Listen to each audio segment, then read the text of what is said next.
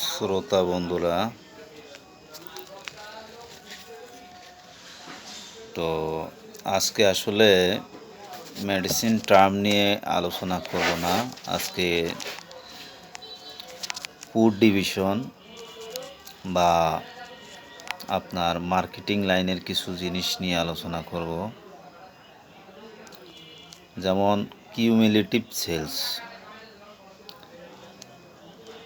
একজন জানতে চেয়েছেন, আপনি তো আসলে অনেক জগতেই জব করেছেন, আসলে আপনি তো মার্কেটিং লাইনেও ছিলেন, তো আমাদেরকে আসলে মার্কেটিং লাইনের কিছু জিনিস সম্পর্কে আমাদেরকে একটু তুলে ধরেন। তো যাই হোক, অনেকেই যা জানতে চেয়েছেন সেটা হচ্ছে, অনেকে আমাকে চিনেন, জানেন যে আমি আসলে মার্কেটিং লাইনেও ছিলাম, ফুড ডিভিশনেও ছিলাম, এটা আসলে অনেকেই জানেন।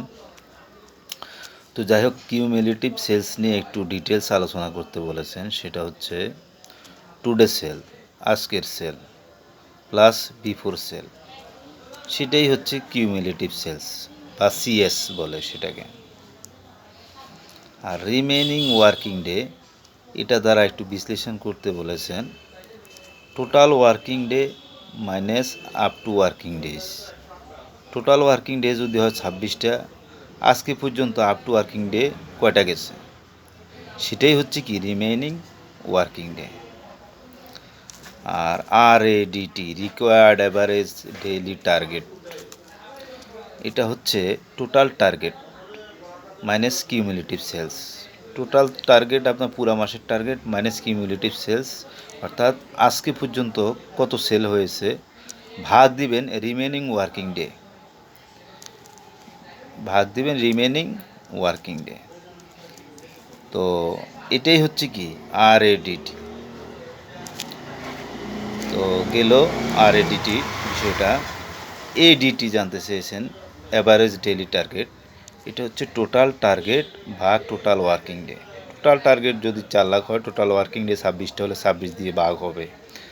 এটা হচ্ছে ADT, অ্যাভারেজ ডেইলি টার্গেট। আর CPR অনেকে, তো সবাই আসলে কম বেশি এগুলো জানেন, তারপরে আবার বলতেছি, CPR হচ্ছে টোটাল মেমো ভাগ টোটাল আউটলেট, গুণ দিবেন 100 দিয়ে।